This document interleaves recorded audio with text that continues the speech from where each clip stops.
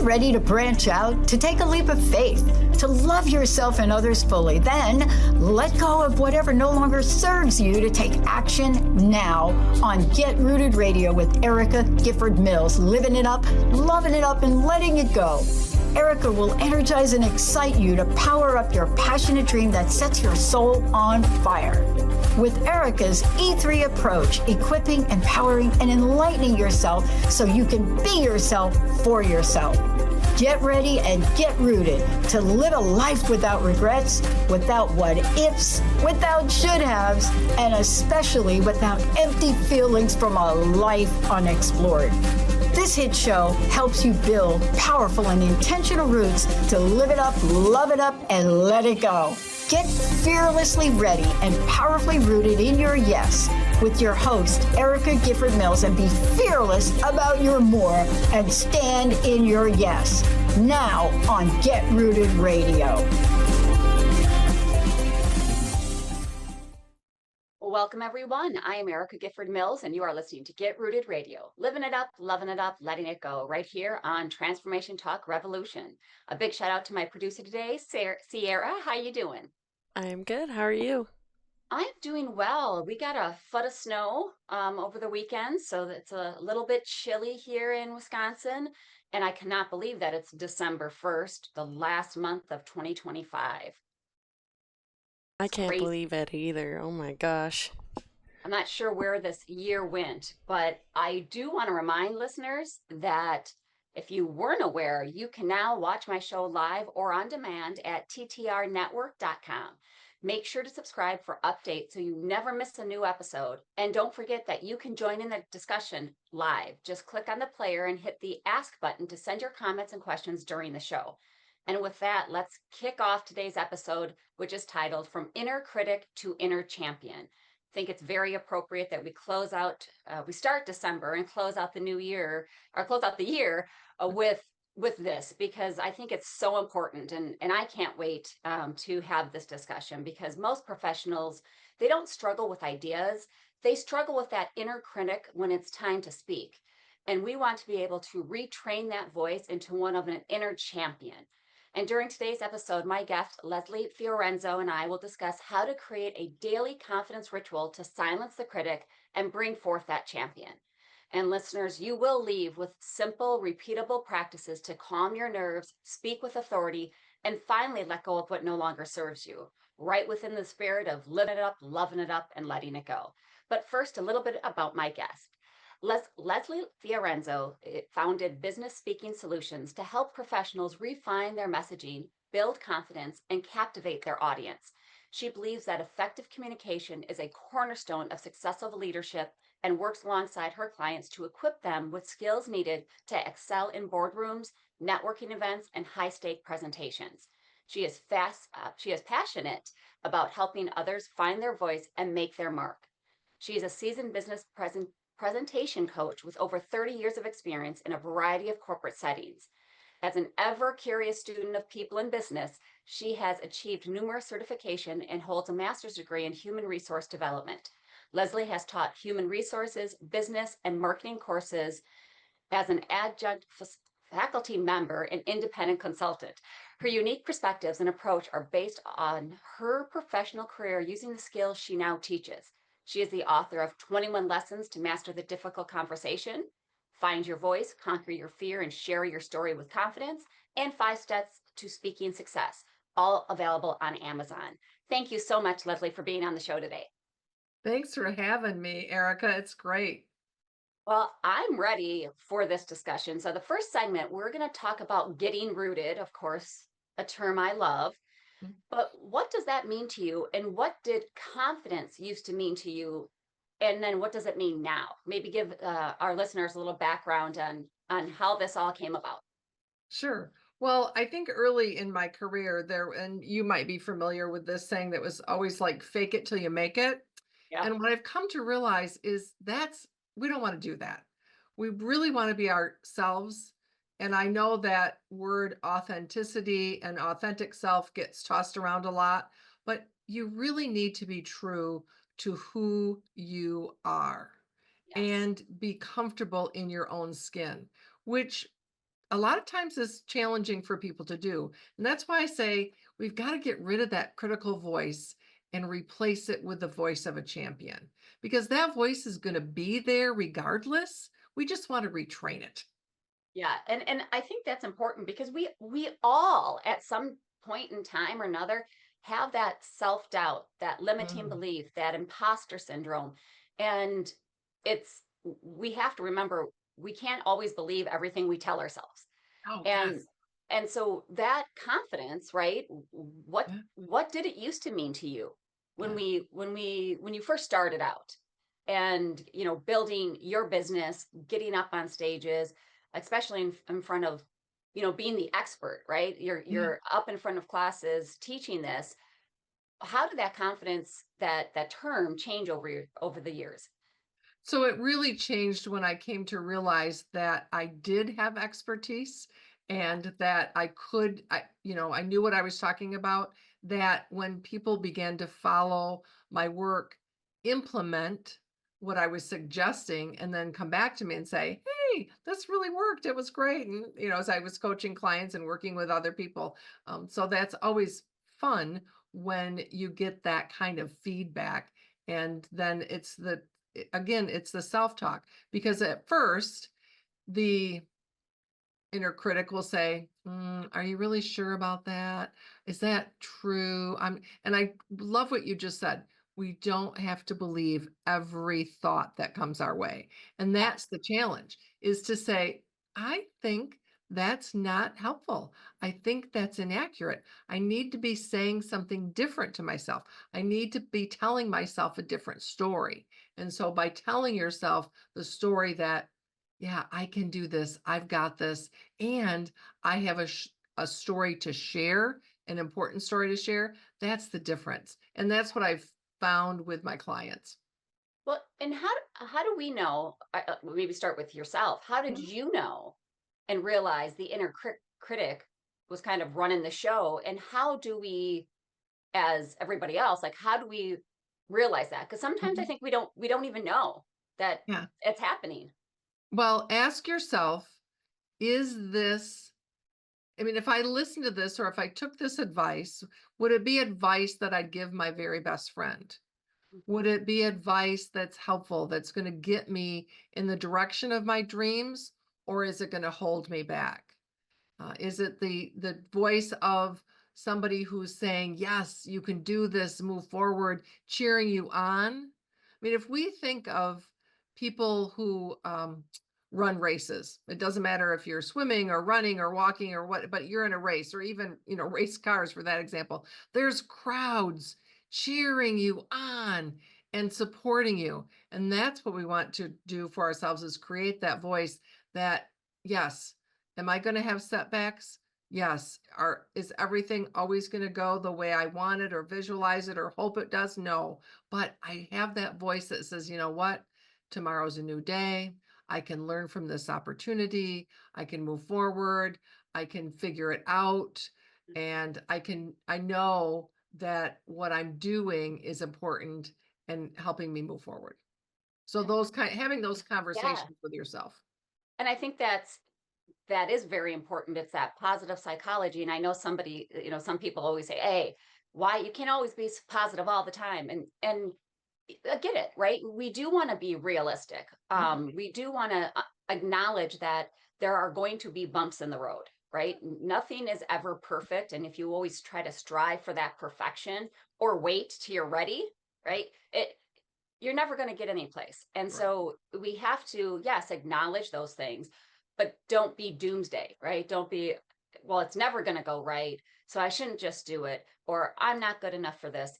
When you have those conversations in your head, those thoughts become things. And when we turn it around and have that mindset reset, I think it helps us. And so think about that, and I like that analogy because I've said it before. Would you speak to your daughter, your Mm. niece, your friends, young ladies coming up, your best friend?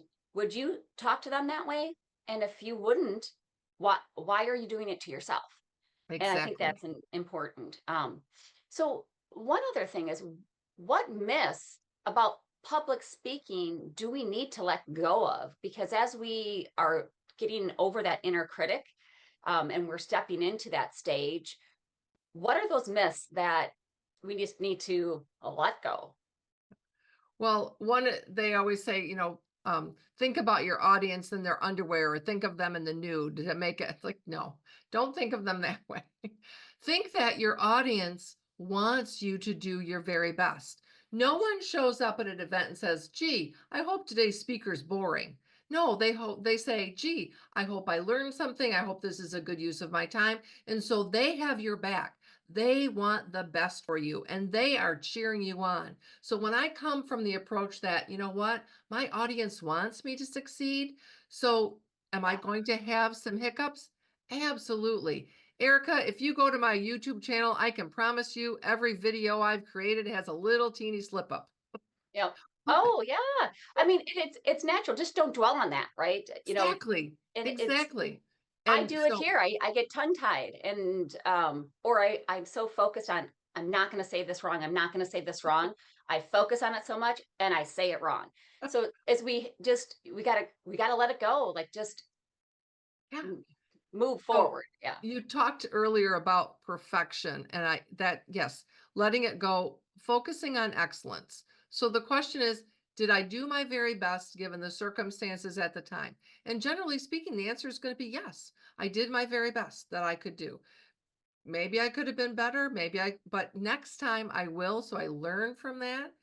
The question that I often encourage my clients to ask is, if not who, or if not who, the answer is you, and if not now, when, right? We want to do it now, not waiting for that perfect moment in time, because that perfect moment in time is never, ever going to come. Exactly. Well, let's take a quick break. And when we come back, we're going to talk about priming your presence. But before we Awesome. go, Leslie, tell folks how they can connect with you. So they can visit my website at lesliefiorenzo.com and check me out there. Perfect. You are listening to Get Rooted Radio with Erica Gifford Mills. Living it up, loving it up, letting it go. Stay tuned. We'll be right back.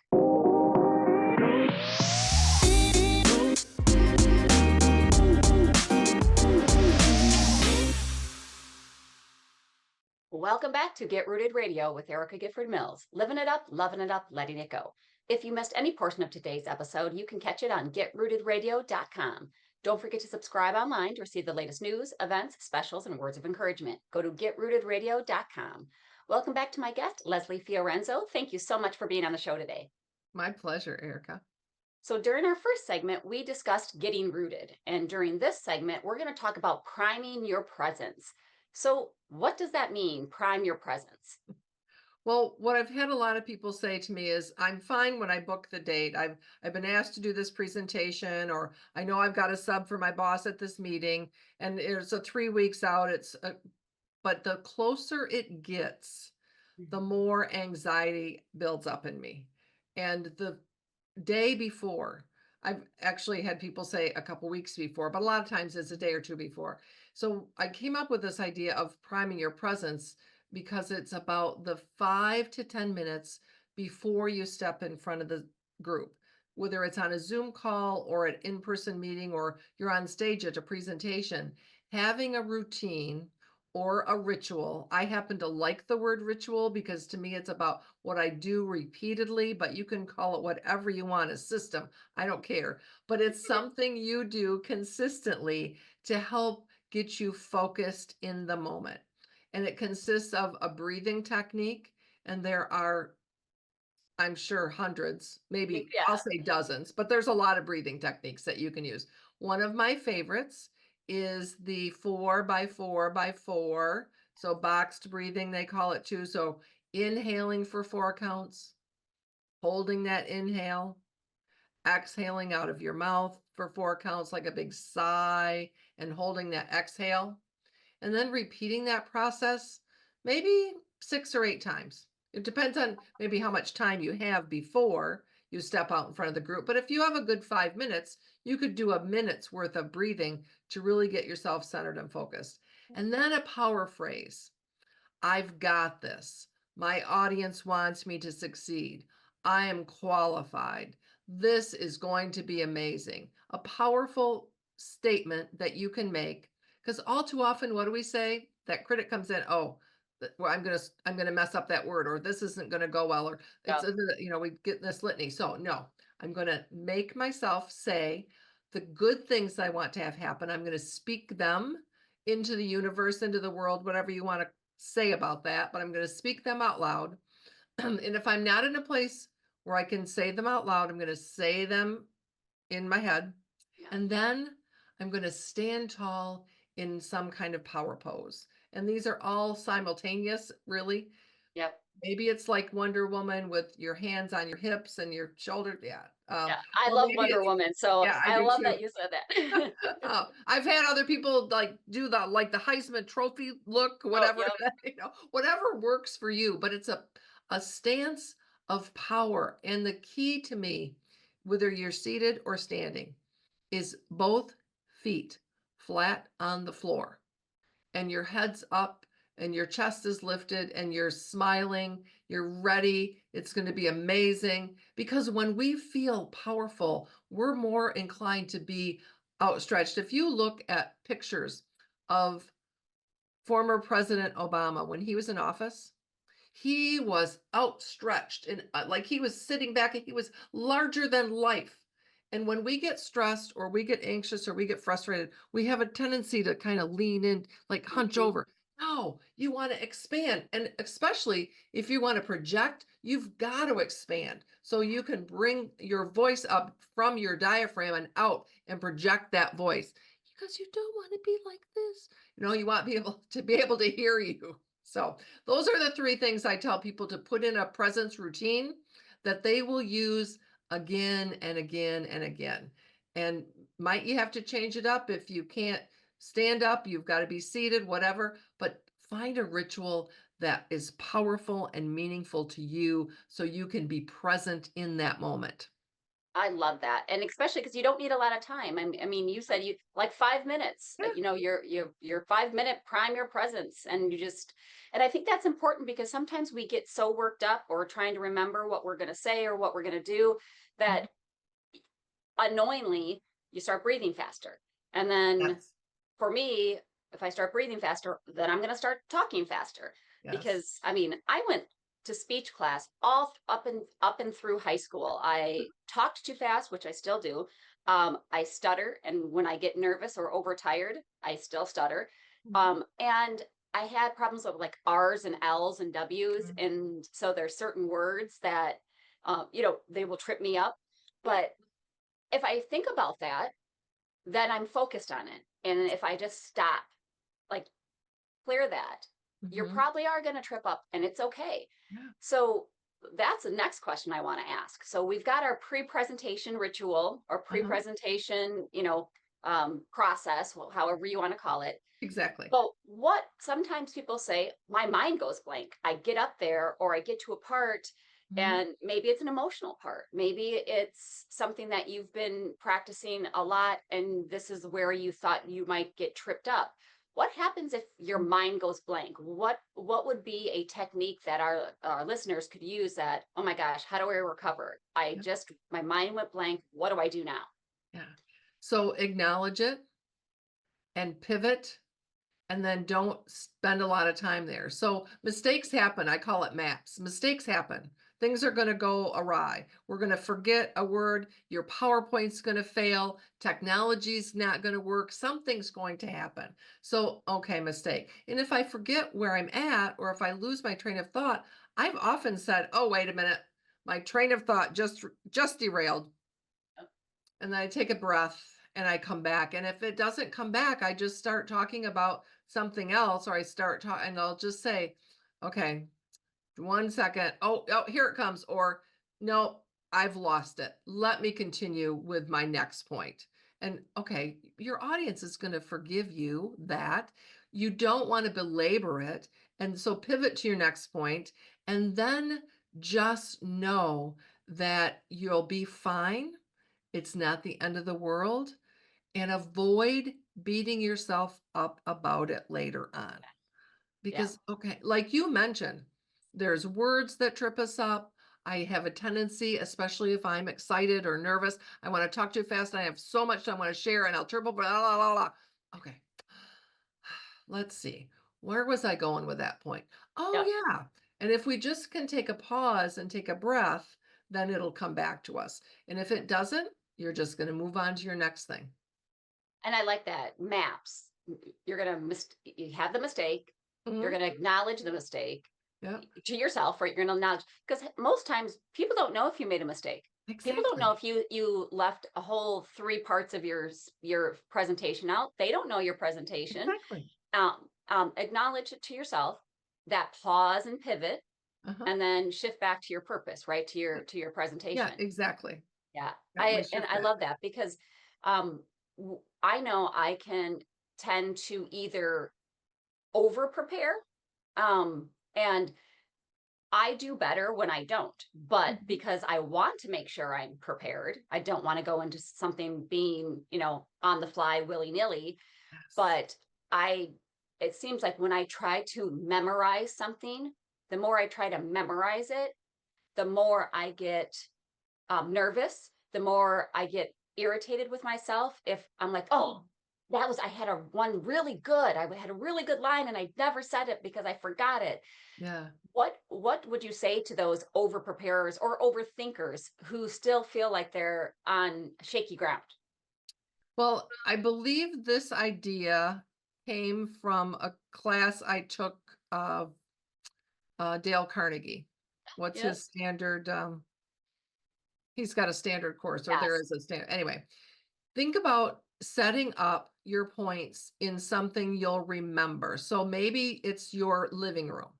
And when you walk around your living room, you've got a couch, and that's your opening. And what's your opening point? And then next to your couch, you've got a chair, or maybe a table, or whatever it is. Or maybe it's a walk around your block. So you've got your house, you've got your neighbor's house, but those points line up in your head. So I've got my opening. What am I going to say to get going? And then I'm going to tell my story. And then in the story, I'm going to wind it up, whatever it is you're doing. So in your head, you kind of visualize, oh yeah, if I'm at my neighbor's house, that means I've got to be talking about this. And when I cross at the crosswalk, I'm going to be talking about this. So in my head, I've got this map laid out or this visualization, so I can always remember where I'm at. And I might need to, if I lose my place, I can come back and think, oh, what was I going to say? And you are exactly right, Erica. No one knows what you're going to say. And so if you say it a little different, or if you don't make the point exactly, or you reword it, nobody cares. Yeah.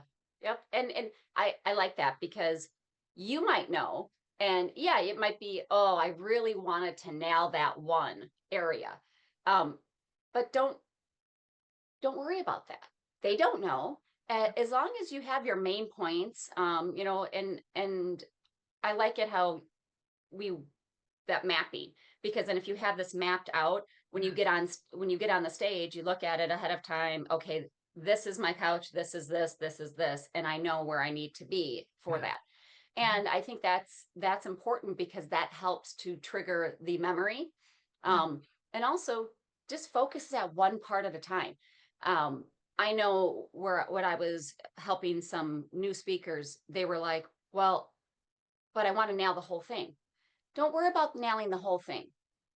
I mean, I don't know that I've ever nailed every single speaking engagement I've had. I've always had one little hiccup or one thing I wanted to make sure I got across, and maybe I didn't nail that part, but Yeah. I had a clear call to action and I had a great closer. Maybe I stumbled a little bit in the opener, and Mm. that's okay. I Yeah. think we got to celebrate along the way. Yes. Yes. Yes. And I think people want to hear from humans. Yes. Yeah, That makes us absolutely. human. Yep. Well, let's take a quick break. And when we come back, we're going to talk about speaking to connect, not to perform. But before we go, you have something for our listeners, the Fearless Oh, Speaker yes. Blueprint. Yes, my Fearless Speaker Blueprint. They can find that on my website. I think the tab says start here, and they can download that free 5-point guide. Perfect. That's a Fearless Speaker Blueprint. You want to go to the Leslie Fiorenzo.com, Yes. and you can get that Fearless speaker blueprint. Thank you so much, Leslie. Thank I'm you. Erica Gifford. I'm Erica Gifford Mills, and you are listening to Get Rooted Radio. Living it up, loving it up, letting it go. Stay tuned. We'll be right back.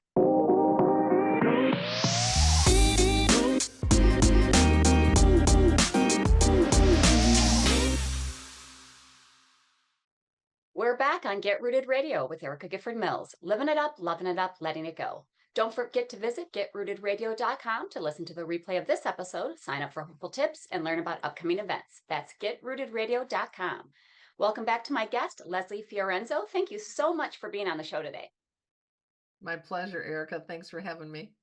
Well, so during the last few segments, we've discussed getting rooted and priming your presence. And during this segment, we're going to discuss speaking to connect, not to perform. So what do we mean by that? Well, there's a tendency, I think, especially as we think about this idea of I've got to be perfect, I've somehow got to put on this performance. And what I really think your audience wants you to do is connect.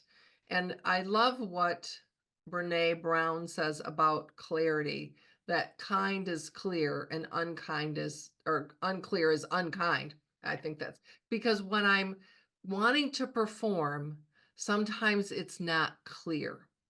So the question I encourage people to ask is, what would be the one idea or the one thought or one action I would want my audience to take as a result of my being there?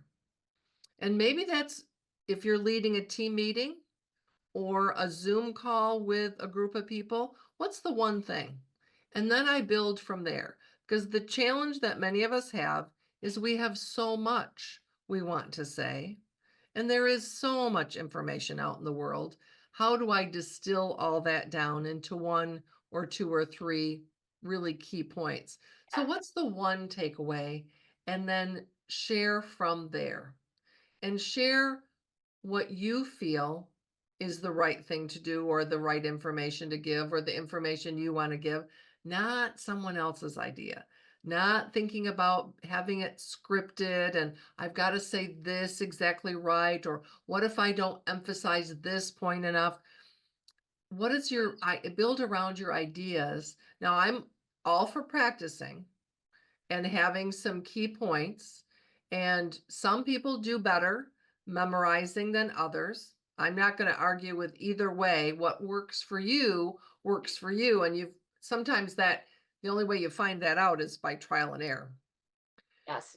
But when I say being connected, think about your audience as they're real human beings. And what are you going to do to connect with them? And how will you make this real for them? And that's important, because that connection, if I'm an audience member, I enjoy a presentation, a speech, a whatever it is, right? Whatever you're attending, whether it's a seminar, just a motivational speaker. Yeah. If I feel connected to the person, I enjoy it. I listen. You can see they're leaning in. They're really taking, which is one reason I love when you can see the audience, because then as a speaker, I know, am I engaging them? Are they really hearing me? And if they're not, do I need to be able to pivot? And I like that, because sometimes if it's a very technical presentation, you might have those skeptics in the audience. So I think you use a technique called clear, right? That messaging frame. So tell listeners, what is that? And is this a good way to craft your presentation, your story that sticks? Because speaking is nothing more than storytelling. Right, it is. And that's what I tell people is facts tell, but stories sell. So anytime I have some data that I'm wanting to communicate and build my presentation around, what's the story that can relate to that? And I heard this really great example on a TED Talk not too long ago, but because the gentleman was helping someone through a difficult, he was upset that his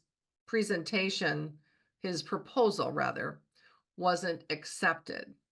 And part of the reason was he got into so deep into the technical terms and the type of construction material that was going to be used. And the whole point of his message was we need to build this bridge across this busy intersection so students have a safe way to get to school, because they're not walking the 2.5 blocks down the street to cross at the crosswalk. They're cutting through this high traffic area. Anyway, he said, you never said it's a safety concern. Right. It got into a discussion about the type of materials that it just derailed from there. So what do I really want? What do I really need to happen? And how can I build my case around that? And what story can I share? And stories don't have to be long. Yeah. The example I often use is the quick brown fox jumped over the lazy dog. Now that's a sentence that when I learned to keyboard and it was on a typewriter, Yep. but that sentence had every letter in the English alphabet. So you could find them all on the keyboard.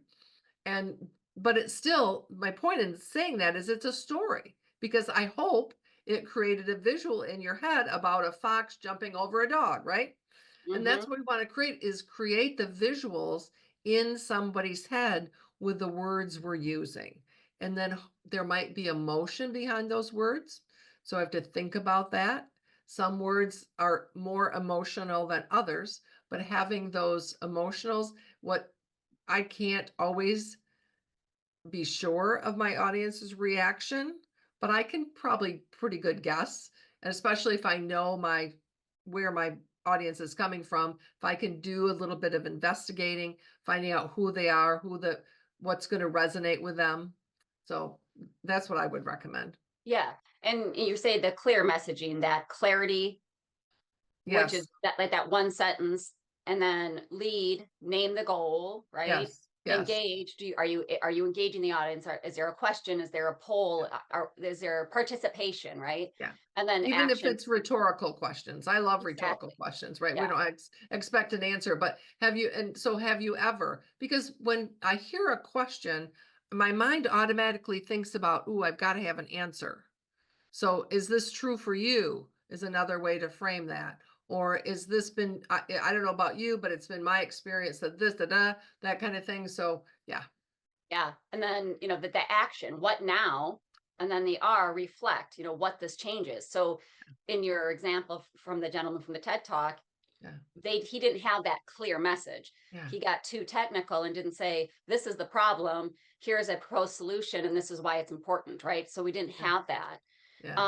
How about crafting a story? What do you have a story spine that you use to really hook an audience? Well, so think about that opening. What's going to be of interest? What can I say that would make it interesting? And that's where AI can be your friend, because you can put in your sentences and say, help me create a really interesting hook. What's a great way that I could open with this? And I know you're grateful for being there, but please don't open with, thanks so much for having me. Please don't open with, gosh, the weather we're having here is awful. This is such a beautiful city.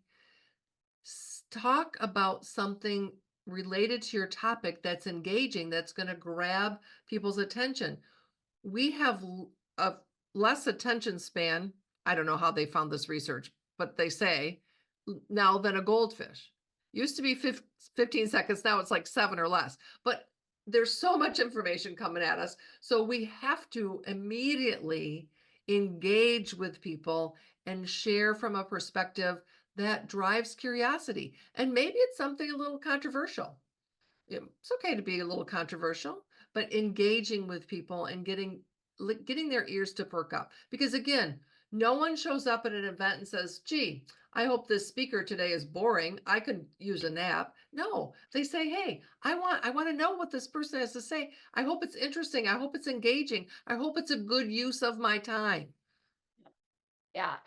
And that's important, because if we don't capture their attention right off the bat, it will be harder to get it as it goes on. Yes. And I think I love the analogy that, we have attention spans like goldfish. And I think it's because of we're an instant gratification society now. Text messages, we can get information like this. Used to have to go to the library to look something up. Now I can just pick up my phone and go dee, and I Uh-huh. have it, right? And so we're Exactly. used to that, getting that information right away. So if we can't charm them right away, it's going to be hard to get back. And I love that, because I think openings for me are always hard, because I haven't learned, I don't know the audience. If I haven't been part of the audience, or if I'm the first speaker, you don't know the audience yet. Yes. And so you need to, examine that, look at that, get that information before you even start preparing your presentation, because you want to know who's the audience. Because Yeah. if you don't, you're speaking to them. And if you don't know your audience and you can't read the room, Mhm. so you need to do a little bit of that research when you're speaking with the individual who maybe signed you up for it, or you're going in as, who am I talking to? Mhm. Are they leaders? Are they union representatives? Are they parents? What Yeah. is it I'm talking about that I'm trying to get them to listen to? And how is that going to relate to them? So it's not like you're going to go in and say, talk about financial numbers if none of these people are the finance team, right? You Right. have to know what your audience is. So I think Yeah. that's a great reminder. Mhm. Well, we're going to take a quick break, and when we come back, we're going to finish out the show with letting it go to let it grow. This is Get Rooted Radio with Erica Gifford Mills. Living it up, loving it up, letting it go. Stay tuned. We'll be right back.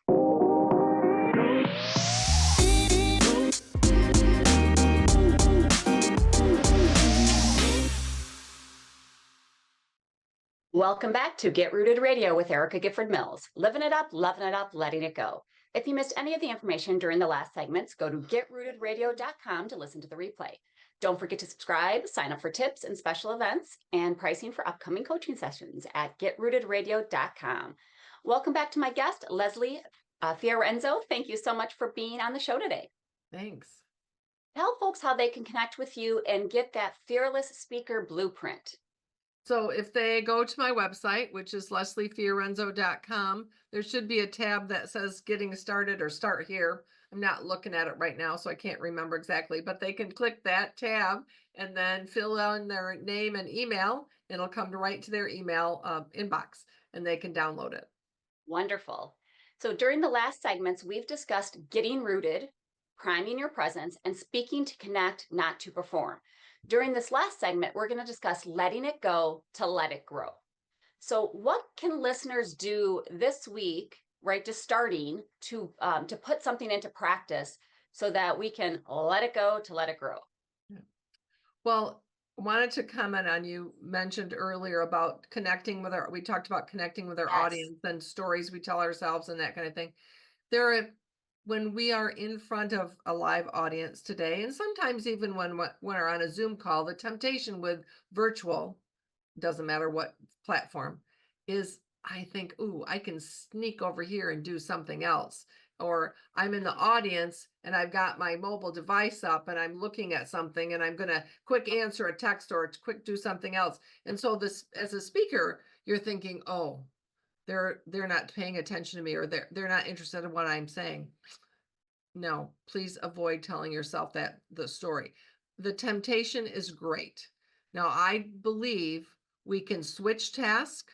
We can't multitask. We can go from one thing to another really quickly. We just miss most of what either one is happening. So I want to say avoid the temptation to do two things at once, because we cannot do two cognitive things at once. But as a speaker, and you see somebody in your audience on their phone, or you see somebody on their computer, let it go. Yeah. It doesn't matter, because you can't control their actions. You can only control your delivery and what you're sharing, your information. It's whether or not they take it is on them, not you. So if they're distracted, if they're trying to do multiple things, oh well, It is what it is. And in this day and age, in this world we live in, unfortunately, I think it's only going to get worse. It's Oh just yeah, there's so much out there. And you never know, it could be an emergency, or how many times have you personally done that, like because you think you can sneak away. Uh-huh. Don't let that distract you from Exactly. continuing to move forward. And I think that's really, really, really important, because people can get discouraged by that. Oh yeah. And I'd say, as a speaker, audience members, let's be cognizant of that, and try to be a good audience member, Yeah. and put the stuff away, put it down, make sure your phones are silenced, and be open to learning, because I think sometimes people do go in and saying, I'm not going to learn anything else. And Mhm. so, okay, well, if you think you're not going to learn anything else, of course you're not going to learn anything else, because you have blocked that off. Right. So let's not take it personally as a speaker, but also let's be a good act and participate in active listening when you Yeah. are an audience member. Yeah. So, what can listeners do? You have kind of like have a 7-day challenge.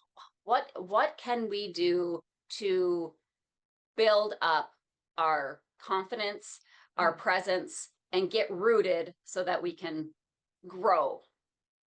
So the first question I'd say to ask yourself is what went really well?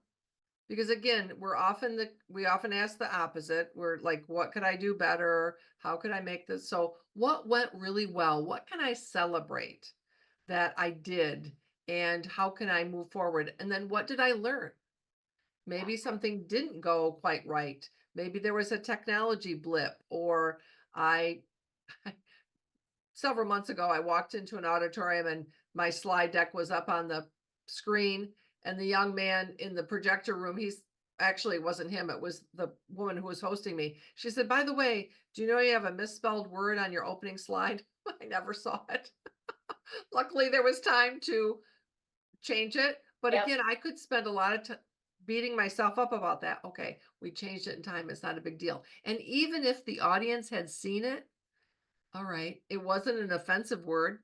It didn't people could obviously see it was a mistake, right? Yeah. Um, so those kinds of things, and learn to laugh at yourself. I think the whole point in doing anything is to see how I can maximize the fun. I mean, if we're not having fun, what's the point? I just really think that we're here to enjoy life, and life's a gift, and all those kinds of, I could go on and on about that, but how can I make it fun? How can I Right. enjoy it? And then move forward. So I learned from this. What did I learn? What might I implement next time? How can I grow? Mm. Where are the opportunities? As opposed to being critical and saying, oh, I'm going to give up because it's not working. Yeah. Well, and remember, we're human. We all make mistakes. Yeah. And to think that the people in the audience have never made a mistake, I mean, don't beat yourself up about that. Or, Right. like you said, laugh it off. And I always say, so you are paying attention to my PowerPoint. I did that to see who was going to be reading this, right? Yes. Just, make a little joke about it. And Yes. and I think that it's give yourself grace, the grace Yes. and space. We just need to do that. So how do we measure, about that? Because we all want to be better next time, learn Mhm. from my mistakes, Mhm. and see what we can do to improve. But how do we measure our progress without obsessing over it? Mm. Well, you might keep some kind of record of, this today I had this presentation, or I led this meeting, or again, what went well? What did I learn that I can implement next time? And so then when the next time comes, the question is, did I do what I said I was going to do? Right. And if I didn't, what got in my way? And what did I learn from that? So it's always the learning questions, using everything as an opportunity to move yourself forward in a way that's constructive as opposed to a way that's destructive. I like that. Being constructive, right? Yeah.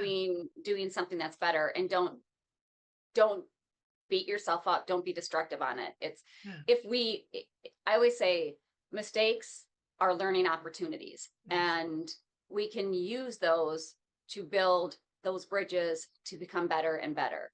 Yeah. So how about, you have so much knowledge and have done a lot of things. How can people work with you more in building their speaking opportunities, like themselves, right? To improve on that. Yeah. Well, I'm in the process, Erica, of launching a community that people can join to practice to that end.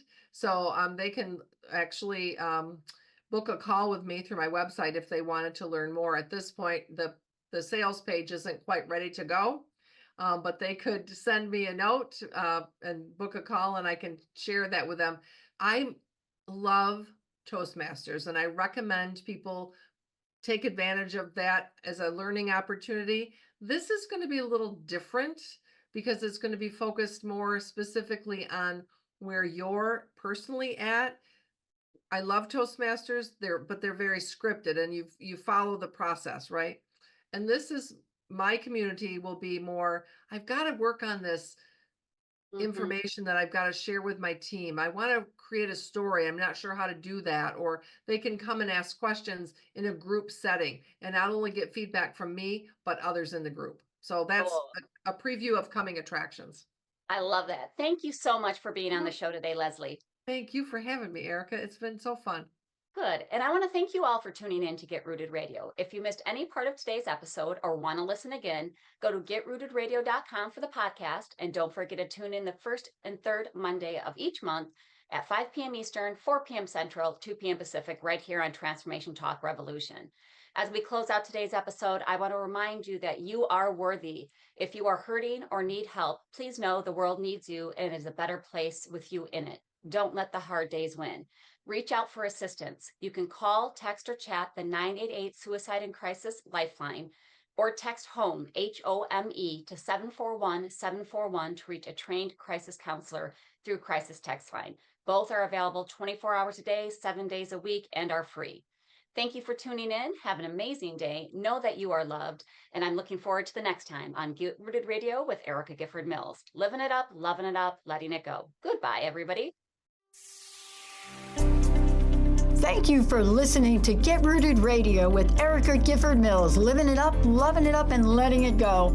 Visit getrootedradio.com if you've missed any part of this hit show, and tune in on transformationtalkradio.com to live fearlessly in your more and powerfully rooted in your unlimited yes.